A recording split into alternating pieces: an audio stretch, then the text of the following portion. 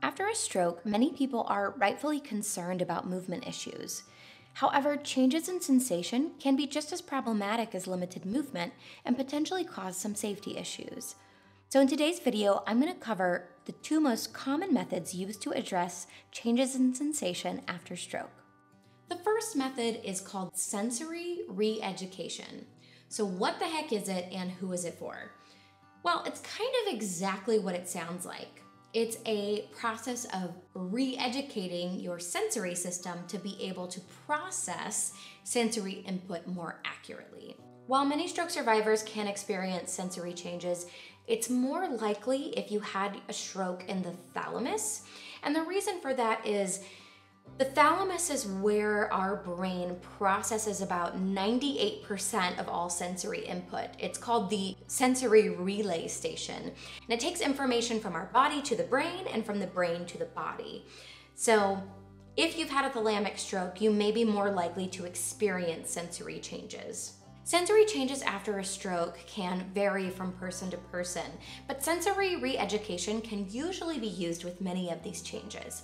So sensation changes may include things like having tingling, like that pins and needles feeling, increased numbness in the affected side, may include inability to tell the difference between hot and cold temperatures, or trouble detecting like light touch, pressure, or vibration. There are also some sensory perceptual issues that can happen after a stroke, including something called proprioception, which is, if that's been interrupted, it means that you have difficulty telling kind of where you are in space. Up and down can kind of get confused, especially with the affected side. There's also something called Stereognosis, and that's a $10 word that I think is best described with an example. So if you've ever reached into your pocket to pull out a coin, typically you can put your hand in your pocket and you know based on like the size and the feel of the coins which coin you need to pull out. Well, if stereognosis has become disrupted, you won't be able to tell. It's hard to tell, are you feeling a coin? Are you feeling a hair tie? Are you feeling a rubber band? It's hard to make that distinction without using your eyes. So sensory changes can occur in a lot of different ways. There are two types of sensory re-education, active and passive. And in today's video, I'm really going to be focusing on active sensory re-education, but I will touch on passive here. It includes things like electrical stimulation, think like a TENS unit, and it's called passive because it's something that's done to you rather than you actively engaging in some type of activity. Now I will say if you are thinking about trying a TENS unit or another type of electrical stimulation, make sure that you talk to your doctor first because there are some people who should not use any type of electrical stimulation. So like I said, I'm going to be focusing on active sensory re-education activities today, and I'm going to be showing you some things that you can do with stuff that you already have around the house or cheap things that you can pick up from the store. As a general rule of thumb, it's good to maybe think about doing these activities around 10 to 20 minutes once a day. The first thing I'll cover is sensory re-education for numbness and tingling. So for this, you want to gather up a variety of items with different textures. So here today, I've got some cotton pads, styrofoam, sandpaper for those who live dangerously, sanded wood, a paper towel, and I've got some washcloths here. So you want several different textures because you're going to take these and on your affected side, you're just gonna rub over the affected side and see if you can tell the difference between the different textures. You may or may not be able to yet. But that's why we do this every day, to try and retrain our sensory system and the way that our sensory system talks to our brain. Our second activity is for someone who has difficulty detecting touch and pressure. And for this one, it will be especially helpful if you can have someone to work with you on this. So for either issues with detecting light touch or pressure when someone's kind of pushing on you, If you can, have someone else with you, and sort of like with our last one, what you would do is close your eyes and have the person who's helping touch you somewhere on your arm, on your hand, wherever you have trouble feeling, and see if you can describe where they're touching you. See how accurate you are. And the same goes for pressure, you know, have someone take a couple fingers and just press down a little bit and see, can you tell? Is it on the wrist? Is it on your forearm? Is it on your palm, the back of your hand? And see if you can go through and detect where the other person is touching you. Now, if you don't have the luxury of having someone to help you with this, you can still work on this yourself. You can just take and very lightly touch your own skin using your unaffected hand. You can also take and apply pressure throughout and try again just to notice how those things feel and how the light touch feels if you can detect it. When you see that you actually have your finger on your skin, can you feel it? When you see that you're pushing, can you feel that? The third activity is for survivors who have trouble differentiating between hot and cold. So for this, you can just grab 2 washcloths that you may have laying around the house, and with your unaffected hand, get one washcloth cold and the other warm. Now, I say do this with the unaffected side because you want to make sure that you can feel the difference and that you're not getting one side too hot or too cold. That's one of the issues that can come up with this sensation change, a safety issue, is that if you're unable to really tell when something is hot or how hot it is, adjusting temperature in the shower can become a safety issue, you know, reaching on top of a stove or into the oven. So we just want to make sure we do things safely. Once you have the washcloths with your cold water and your hot water, you can take one and just hold onto your affected side for 20-30 seconds. See if you can notice how it feels. If you notice any change. It may be hard at first. Again, this is why we do it every day. And then you can change to either the cold or the hot, depending on which one that you were starting with. And again, see if you can notice a change from the first one to the second one. If you have somebody helping you, just like with some of the other activities I've already described, you can close your eyes and they can put one on you, and you can see if you can tell the difference with your eyes closed. You may or may not be able to, but it's a good place to start. Our fourth activity is for proprioception. So for this one, grab a light cup or a paper cup. Now, this particular activity only works if you have some level of grip strength, but I'll share something else if you don't have that. So for this one, you'll take your cup and notice it's empty. Using your affected hand, move the cup from one side to the other and then back. Notice how your hand feels while you're moving it, how your arm feels while you're moving it. I'm keeping my eyes open for this one.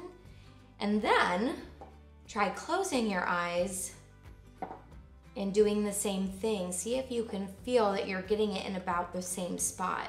Now, what you could do to see how accurate you're being is take some tape and mark down on your surface where you started from and where you're ending, because that's where you're kind of aiming for. Then when you close your eyes, you can see, or well, you'll see afterwards if you hit the markers. Now, if you don't have enough grip strength to hold onto a cup and you have someone who's able to help you, you can have them move your affected arm into a certain position. You're gonna have your eyes closed. So let's say your hand was resting in your lap and maybe they move your affected arm onto the table. So what you would do then is describe where you think that they put your arm with your eyes closed, no peeking. You could also, if you have a little bit more movement in your affected side, gets a little bit more challenging, you could ask them to move your unaffected arm into a position, and then they would say, okay, I'm done. And with your affected side, you would have to try to copy that, but with your eyes closed. So some people may end up here, or you may be right on the nose. Our fifth activity is for difficulty with stereognosis, which, if you'll remember, that's trouble feeling things in your hand, like reaching into your pocket and pulling out a coin without looking. So for this activity, you're going to need a medium to large size container. It can be a bowl, it can be a square Tupperware dish, whatever you have laying around. And then fill it up halfway to 2/3 full with either dried beans or dried rice. So you can see here, I've used some dried pinto beans today. You'll also need a variety of, hopefully, things that you can find around the house. So today I've got like hair ties, barrettes, safety pins, broken crayons, rubber bands, keys, and coins. Now you may notice that I have got these in doubles, and there's a particular reason for that. What you will actually do is take one part of it, take the set here, and put in one of each so that you have the double still out. Mix that around in your beans or your rice. So this makes it a little easier having the doubles here to do without somebody else. So if you're having trouble with this but you don't have someone to help you, this is a good way to do it. So using your affected hand, reach into the beans and kind of feel around and see if you can find an object. Now, you don't want to use your vision because we're trying to work on this to try to get it better. So don't look at it. Either keep your eyes closed or look away while you're feeling around. Now, I have got something in my hand and I'm making a guess. I'm looking here. Based on what I'm feeling, I think that it's probably the key. And there we go. So it gives you a chance to know, instead of just throwing things in and then picking things out, it gives you sort of a guide to say, okay, well, I know that these things are left. Let me see if I can tell the difference between what I'm feeling. The second method I want to tell you about today is called desensitization. Now, this method is specifically for survivors who have become hypersensitive or oversensitive to sensory stimulation. And that may mean that maybe someone just brushes up against you, or wearing certain types of clothing can almost be painful or discomforting. This is common if you have a diagnosis of complex regional pain syndrome or something called reflex sympathetic dystrophy, called RSD. Those two have kind of become interchangeable now. Particularly in stroke survivors, this is known as shoulder hand syndrome. And it can present in a lot of different ways, but hypersensitivity to sensory stimulation is one of those symptoms. Desensitization techniques involve using progressively rougher textures over time. And the idea is that if we can help you tolerate softer textures for a short amount of time, we can work our way up so that the brain and the body are processing those textures more normally versus having that overreaction, that hypersensitivity to normally input that wouldn't cause us to feel that way. For desensitization, I recommend actually making a desensitization kit.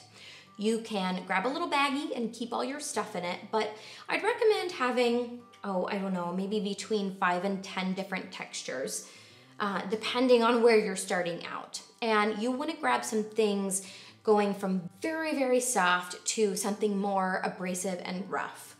So what I ended up gathering just around the house was some cotton pads, Q-tips, this is kind of like my soft end of the spectrum.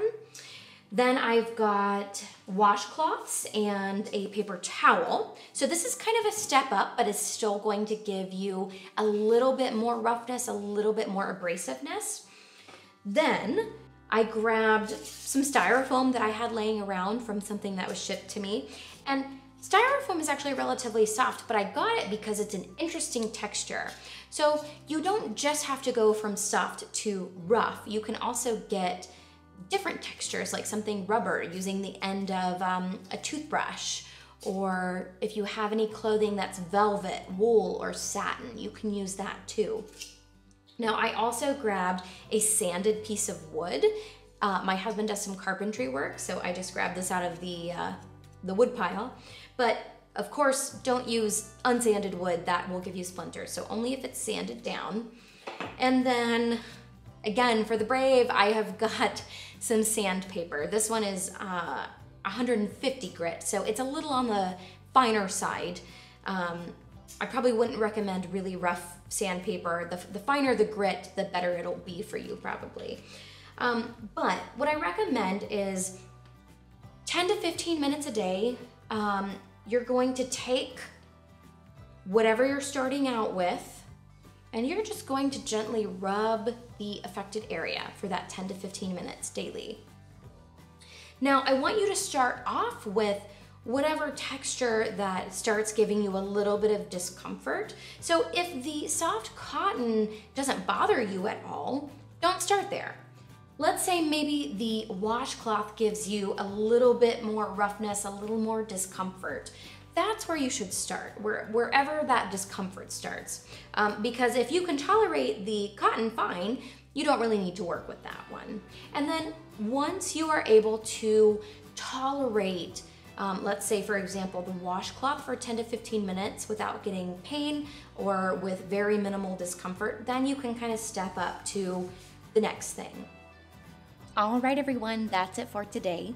Have you found techniques that have worked well to help with your sensory issues? Leave me a comment down below and let me know. As always, I've got a link to sign up for my email list if you'd like to get 3 stroke recovery tips and motivational emails a week. And that also gets you access to my free ebook, The Stroke Recovery Pocket Guide, if you'd like a little extra support. Thank you so much for watching. I'll see you next time.